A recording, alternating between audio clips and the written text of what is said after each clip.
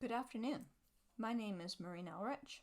I'm a young adult writer and a playwright, and I recently have rebooted my girls hockey series, beginning with the novel Power Plays. I don't actually have a softcover copy of Power Plays yet, but I do have these handy-dandy little trader cards, which hopefully some of you will get your hands on one day, as well as the book. So let's jump right into it. Chapter 1. 327. 3 minutes till 2 days of freedom. Mr. Wallace drones at the front of the class about our homework assignments for Monday, then rolls right into a lecture about tonight's Halloween dance and how we have to set a good example for Estevan Junior High. Everybody nods because they've heard it before. I haven't, but it doesn't matter. I wouldn't go to that dance if my life depended on it. Believe it or not, Mr. Wallace is one of the few EGH teachers I like. He's usually in a good mood, and he tries to make his classes interesting.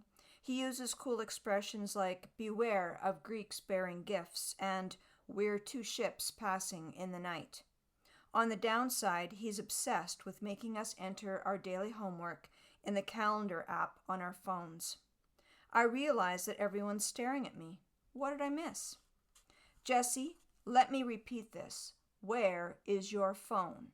Mr. Wallace asks. As I reach under my chair for my backpack, the plastic seat makes a squonking noise, just like a fart. The sound is timed perfectly with dead silence. You'd have to be deaf not to hear it. Jason snickers behind me. Derek, who rarely pays attention in class, starts laughing like a hyena. This gets the whole class going. While Mr. Wallace tries to regain control, I dig like a gopher in my backpack. Eyes burn holes in my back. My fingers brush my phone, but there's no way I'm taking it out. It's a relic, a dinosaur, my dad's old flip phone from another century. Mercifully, Natalie's phone starts playing Taylor Swift's latest hit single, and Mr. Wallace makes a fuss because he has a rule about shutting off notifications. Not that Natalie cares. She gives him this pathetic story about a family emergency, and he falls for it, hook, line, and sinker. By the time I sit up, things are back to normal. I can't find it, I tell him. I'll write down my homework. I hold up a piece of paper. I notice Kim smiling at me. She sits in a row to my left, but her smile isn't friendly. Why would it be? She's definitely not my friend. She pinches the end of her nose between her thumb and forefinger and squints her eyes.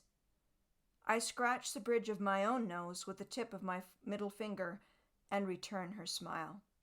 When the bell rings, I hastily gather my stuff, hoping to be the first one out the door. I won't even go to my locker.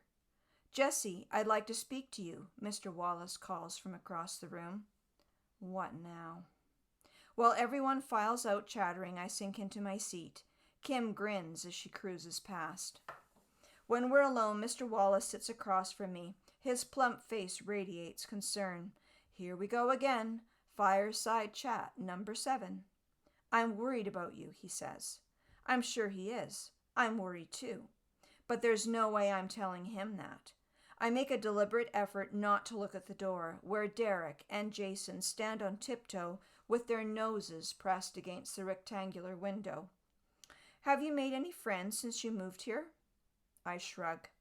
Mr. Wallace raises an eyebrow.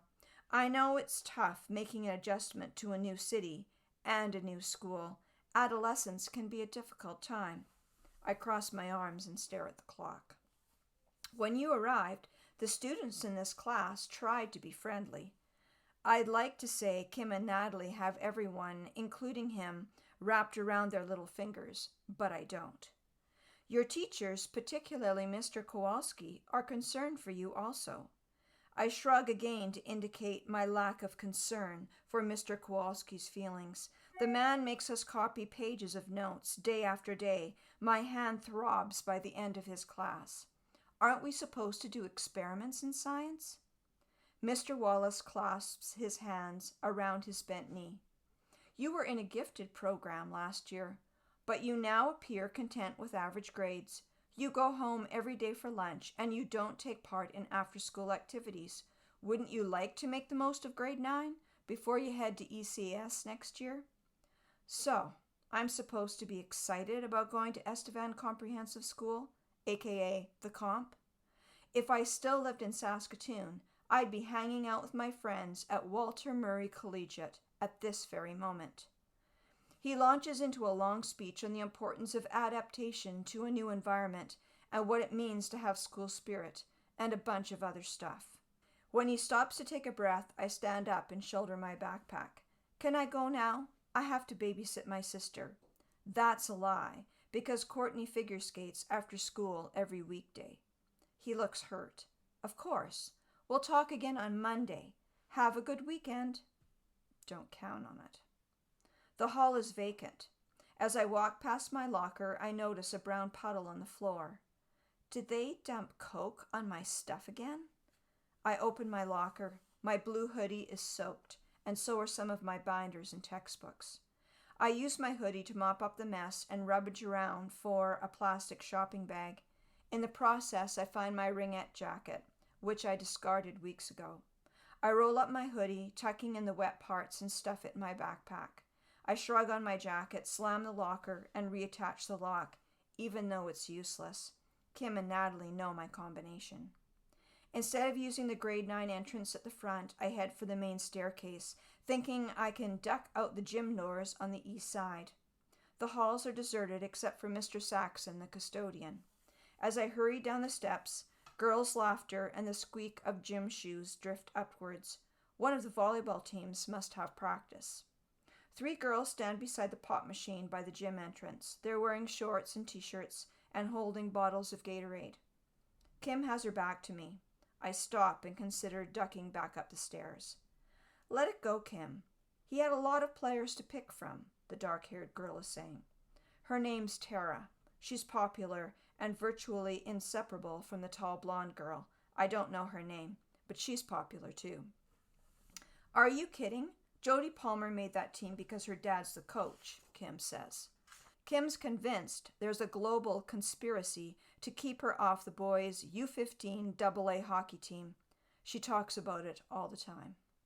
The blonde meets my gaze over Kim's shoulder. Maybe you didn't have a good tryout.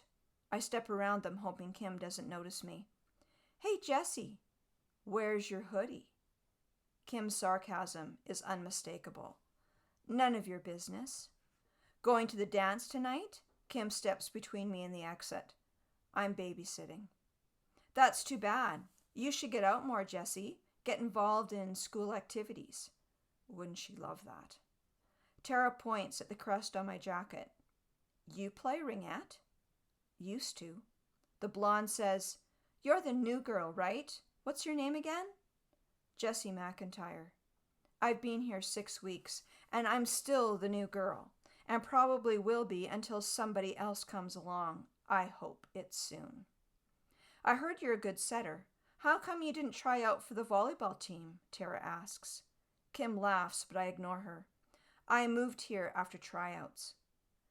Where did Tara hear about my setting? I'm lucky if I get through PE class without having a ball drilled at my head. That's too bad. We could have used you. Kim here sucks at passing, the blonde says, punching Kim lightly in the shoulder.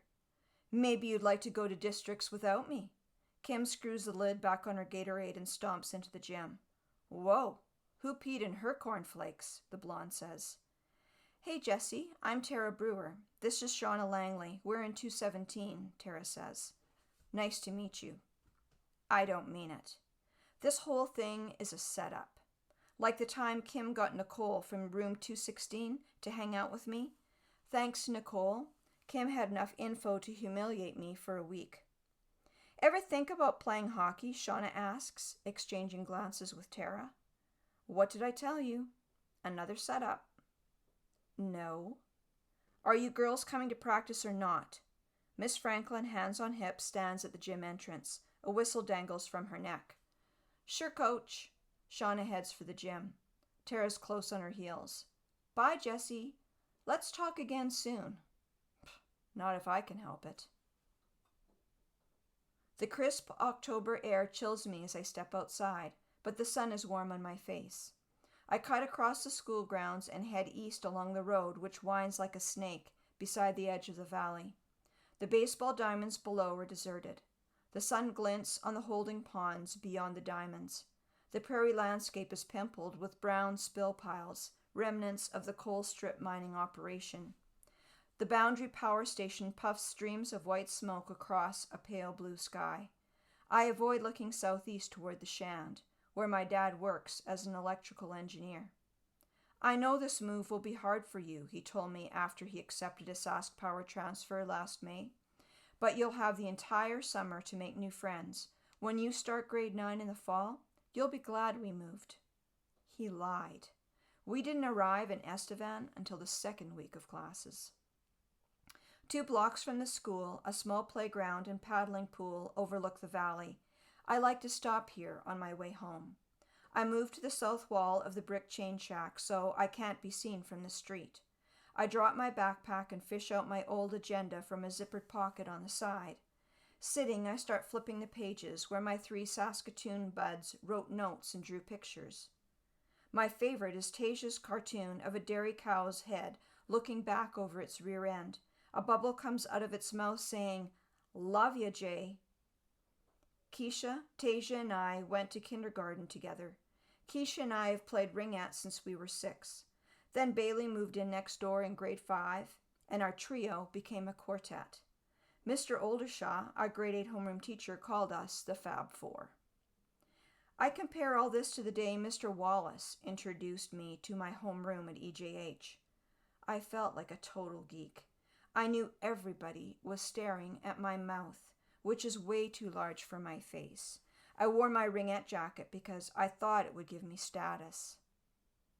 I was so wrong. The girls in my homeroom were nice enough at first.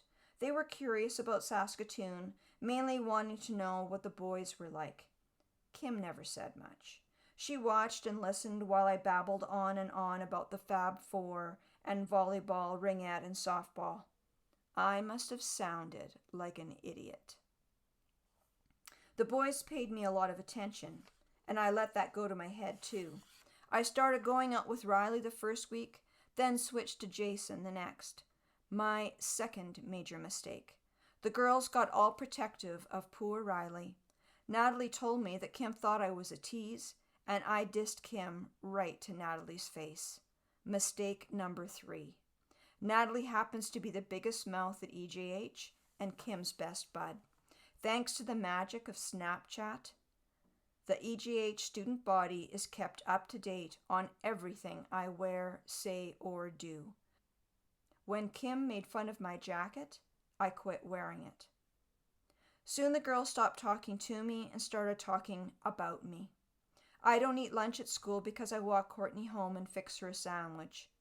Noon is an important time at EJH. The students eat together in the gym, then go outside. Everything happens at lunch. The flirting, the rumors, the breakups. At first I begged my mom to let me take a lunch, but she said I needed to look after Courtney.